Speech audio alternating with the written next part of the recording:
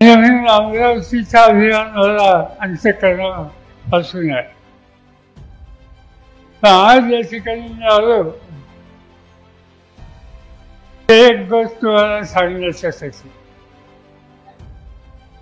मला अमरावतीकरांची माफी मागायची आहे की एक चूक माझ्याकडनं झाली.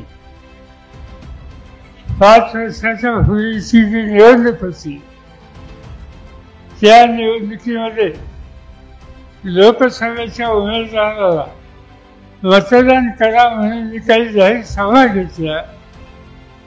लोकांनी माझा संदेश स्वीकारला.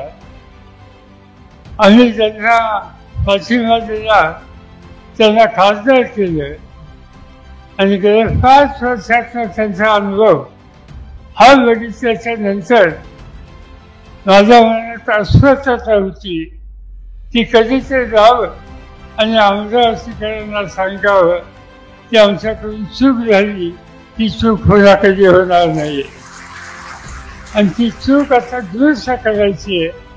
आणि ती चूक दुरुस्त करण्याच्यासाठी ज्याचं सार्वजनिक जीवन आणि व्यक्तिगत जीवन हे अत्यंत स्वच्छ आणि शेवटच्या माणसाचा हिताचा विचार करणार अशा वळणच्या वानखेडेला मोठ्या वर्षांनी विजय करा हे सांगण्याच्यासाठी या ठिकाणी